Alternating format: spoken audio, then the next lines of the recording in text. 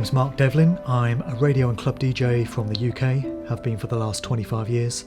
I've also been a music journalist, I've written for various magazines, and I'm currently writing a book called Musical Truth, which I'm hoping to bring out in the early part of 2016. So for many years I was a DJ, fortunate enough to travel to lots of different countries, played all over the UK, large clubs, bars, all sorts, and just kind of did everything that was expected of you as a DJ, did radio shows as well. Things reached a point in 2010 where I'd been doing a lot of reading and a lot of reflecting on the big questions in life. Who are we? What are we doing here? What is this place anyway? Those questions have always been things that have played on my mind, and I've always reflected on them. But prior to that point, I didn't have any kind of answers to these questions. And 2010 was the culmination of, a number of years of researching various authors. Very significantly, the books of David Icke, but also Graham Hancock's Fingerprints of the Gods was a big one for me, and some other books that my dad put me onto, Eric von Daniken and such, because my dad has always been a deep thinking sort of guy. And I came to understand at this point in September 2010 that the world is nothing like we're told it is. And that set me off on a very different path to the one I'd been on before. So for the past 5 years, I've been quite heavily researching all kinds of subjects related to conspiracy, truth, spirituality, esoteric metaphysical concepts. And I've also looked into how that relates to the music industry. I'm talking about the corporate mainstream music industry, not every aspect of it, but the very upper levels of it. And there are many connections between these different subject areas when you really get into it. And this has been a great interest of mine over the last 5 years. And it's formed the foundation of what the book is going to be, Musical Truth. It's going to be about 200,000 words. So it's not exactly a pamphlet, it's more of a doorstop. And I'm looking forward to getting it out there. So for the past 5 years, I've been talking publicly about this stuff and going on radio programs and doing podcasts. And it's a little bit different to the way my life was before, I can tell you. Well, regarding lyrics, there is a very well-worn theory that the Beatles were actually a product of the Tavistock Institute of Human Relations in London, which is this organisation that is all about mind control and social engineering. And there's a theory that there was a guy linked to the Frankfurt School, which is a similar organisation to the Tavistock Institute, by the name of Theo Adorno. And it's said by this guy called John Coleman, who was a former British intelligence operative who became something of a whistleblower. It's said that Theo Adorno wrote many of the Beatles' early songs. I can't say whether that's the case or not. I can't prove it either way, but it is a theory. Then when it comes to lyrics, you have certain artists who have talked about channeling their lyrics from out in the ether, from somewhere out there. And they've talked publicly in interviews about not really knowing where these lyrics come from. One of them is Elton John, who's talked about channeling this stuff, and he writes in what's called witch language.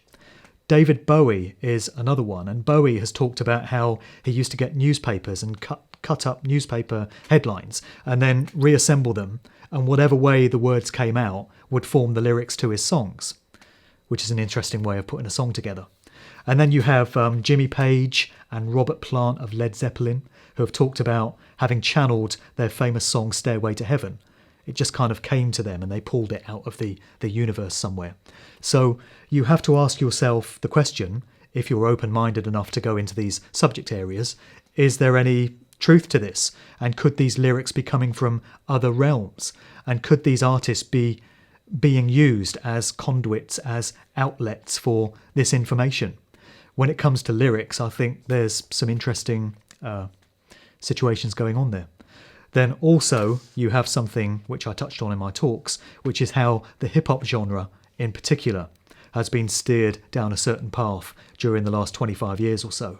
And lyrics have been deliberately put into hip-hop songs that glorify certain lifestyles, such as gang banging and toting guns and drinking alcohol, having promiscuous sex, just living a destructive kind of lifestyle like that, in order to get the people listening to the music to emulate the kind of lifestyle that's being put out there by their heroes. So we can see with hip-hop, that's an entire genre that has been manipulated and steered according to the lyrical content that's gone into it. So lyrics have a big part to play in the way things pan out. Well, hip-hop is a genre that I've been involved with as a DJ, and it's one that I've studied a lot, and it's one that's quite close to my heart. And I'm very distressed by the way it's turned out and the way things have been manipulated from what it once was, this beautiful, meaningful art form and means of expression, into the corrupted, toxic, debased shadow of its former self that it is now.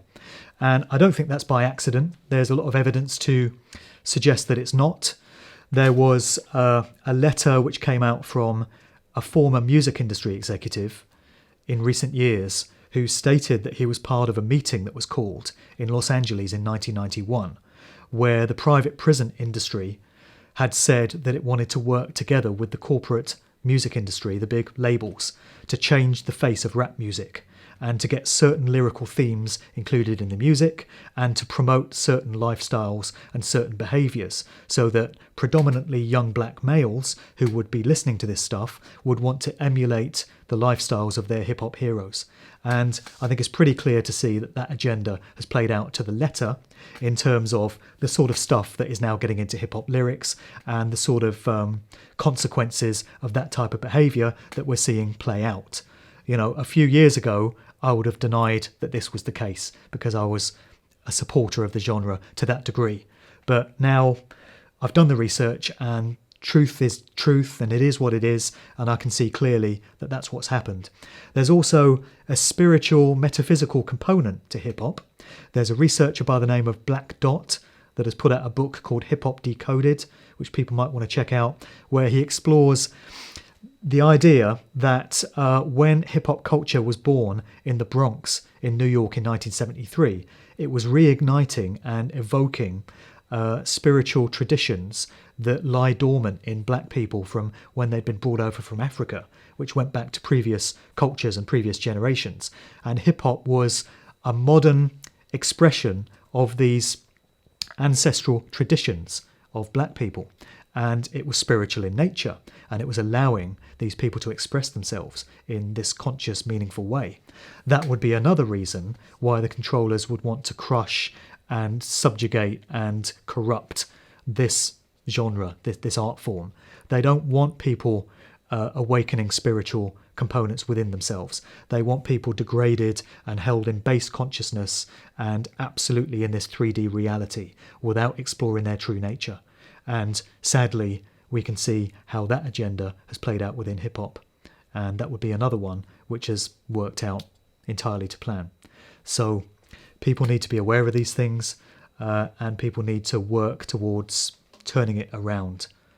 Until they do, nothing's going to change. But it can change if we want it enough.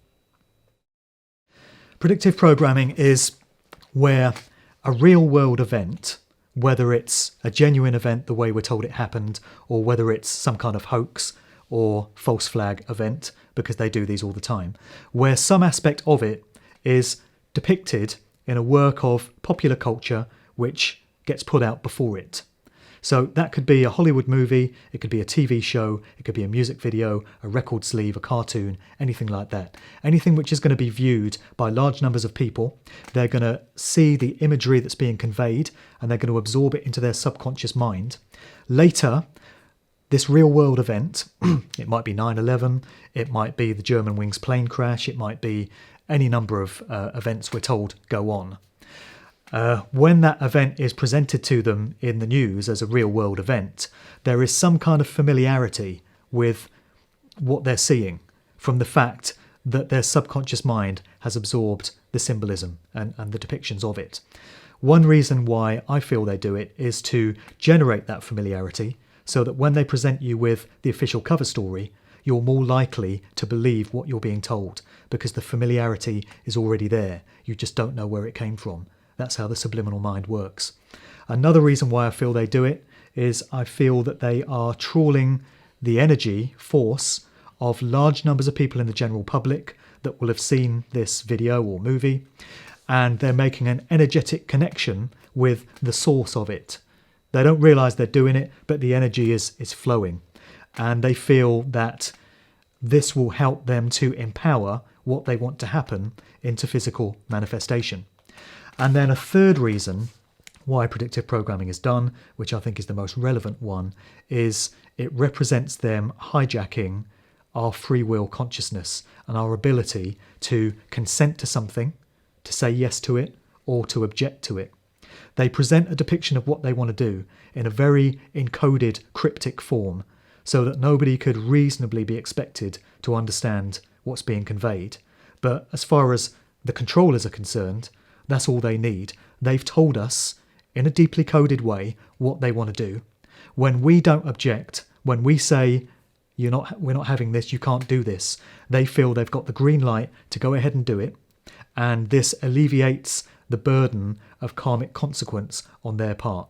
I disagree with their viewpoint on it. I see it as sick and twisted and perverted and a very distorted way of looking at it.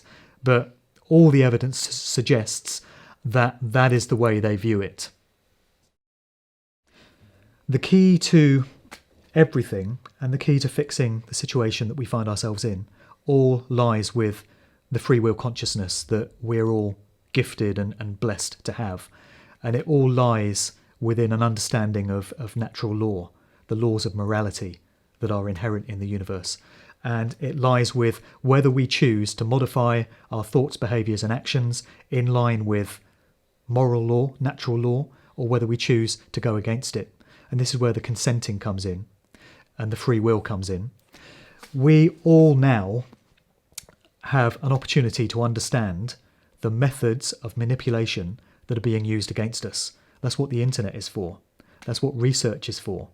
The question is, do people care enough to take on the responsibility of doing the research and of modifying their behaviour and their thoughts in line with it?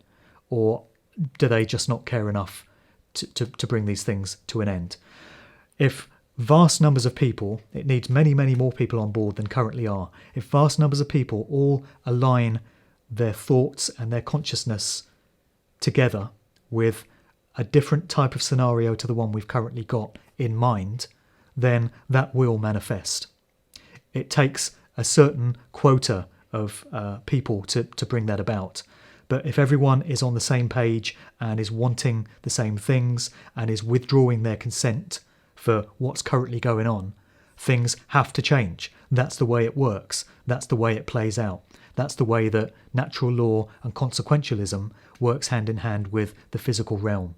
So people owe it to themselves and their families, kids if they've got them, to take responsibility for what's happening. Who's going to look at the world the way it is and agree that this is a decent, pleasant, just, fair place to live in? We all know it's not. We all know it's corrupt. We all know it's immoral. It's broken. It's got to change. And the change can only come from us in large numbers. So how much do we want it? If you decide you want it, take on the responsibility of doing the research, understand the methods that are being used, and don't consent and contract with it in any way. Alternative ways of doing things are available if you choose to go down that route.